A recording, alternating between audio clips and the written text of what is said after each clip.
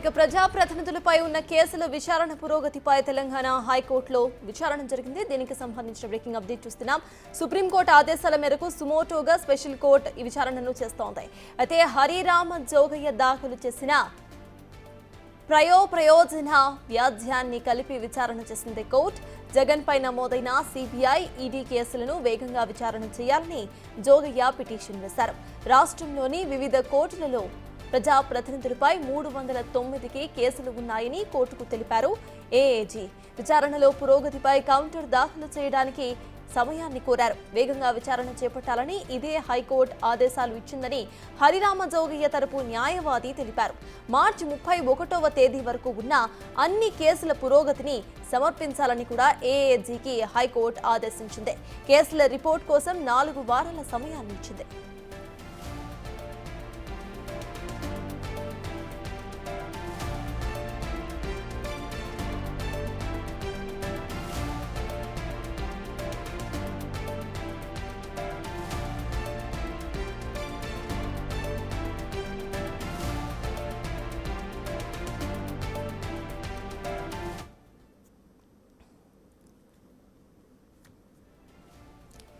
ఈ విచారణకు సంబంధించిన అప్డేట్స్ మా ప్రతినిధి సురేష్ అందిస్తారు. సురేష్, చెప్పండి, ఈ కేసుల విచారణకు సంబంధించి అసలు అప్డేట్స్ ఏంటి?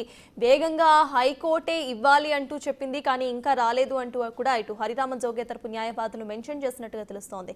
సో దానికి సంబంధించి హైకోర్టు అసలు ఏం చెప్తోంది? తెలంగాణ వ్యాప్తంగా ఉన్నటువంటి ప్రజాప్రతినిధుల కేసులకు సంబంధించి త్వరగా పురోగతి ఏ విధంగా ఉంది, అసలు హైకోర్టు ఇప్పటికే విచారించి త్వరగా నిర్ణయం తీసుకోవాలని చెప్పేసి కూడా ప్రజాప్రతినిధుల కోర్టుకు ఆదేశాలు జారీ చేసింది. కానీ ఇప్పటి వరకు కూడా ఎలాంటి పురోగతి లేదు అని చెప్పేసి కూడా హరిరామ జోగయ్య హైకోర్టులో పిటిషన్ దాఖలు చేయడం జరిగింది. ఈ పిటిషన్ పైనే హైకోర్టులో స్పెషల్ కోర్టు విచారించింది. విచారణ సందర్భంగా ఇప్పటి వరకు ఎన్ని కేసుల్లో పురోగతి ఉంది, అసలు వాటికి సంబంధించిన పూర్తి కౌంటర్ దాఖలు చేయాలని చెప్పేసి కూడా ఆదేశాలు జారీ చేయడంతో కౌంటర్ దాఖలు చేయడానికి సమయము కోరాడు అడ్వకేట్ జనరల్.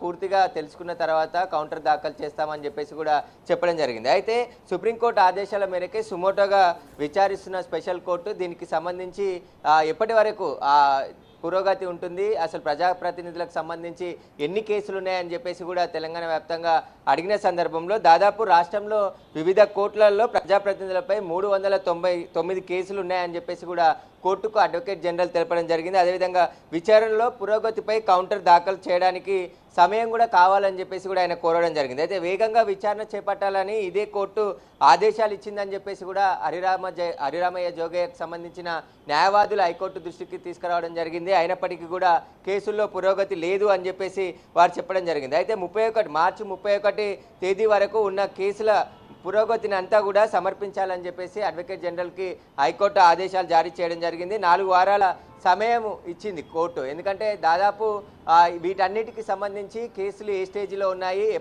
ఎప్పటిలోపు విచారణ పూర్తి చేసి చర్యలు తీసుకుంటారో, అసలు ఏ స్టేజ్లో ఈ కేసులు అన్నీ ఉన్నాయనే దానికి సంబంధించిన పూర్తి వివరాలతో కౌంటర్ దాఖలు చేయాలని చెప్పేసి కూడా ఆదేశాలు జారీ చేసింది. 4 వారాల లోపు ఈ పూర్తి వివరాలన్నిటిని కూడా అడ్వకేట్ జనరల్ కోర్టు దృష్టికి తీసుకురావాలని చెప్పేసి కూడా ఆదేశాలు జారీ చేయడం జరిగింది. అయితే ఈ కేసుకు సంబంధించి జగన్పై నమోదైన సిబిఐ, ఈడీ కేసులను కూడా వేగంగా విచారించాలని చెప్పేసి కూడా హరిరామ జోగయ్య పిటిషన్లో కోరడం జరిగింది. కేసులు నమోదై చాలా కాలమైంది, కానీ ఇప్పటి వరకు ఎలాంటి పురోగతి లేదు అని చెప్పేసి కూడా ఆయన కోర్టు దృష్టికి తీసుకొని రావడం జరిగింది. ఈ సందర్భంగానే హైకోర్టు విచారిస్తూ మొత్తం అసలు తెలంగాణ వ్యాప్తంగా కూడా ఎన్ని కేసులు ఉన్నాయి, వాటి పురోగతి ఏంటిది, వాటికి సంబంధించిన కౌంటరే దాఖలు చేయాలని చెప్పేసి కూడా అడ్వకేట్ జనరల్కి ఆదేశాలు జారీ చేయడం జరిగింది. కాబట్టి ఈ 4 వారాల్లో పూర్తి వివరాలతో కూడిన కౌంటర్ కూడా దాఖలు చేస్తామని చెప్పేసి కూడా అడ్వకేట్ జనరల్ చెప్పడం జరిగింది. ఇక విచారణను 4 వారాలకు వాయిదా వేయడం జరిగింది. Right, thank you Suresh.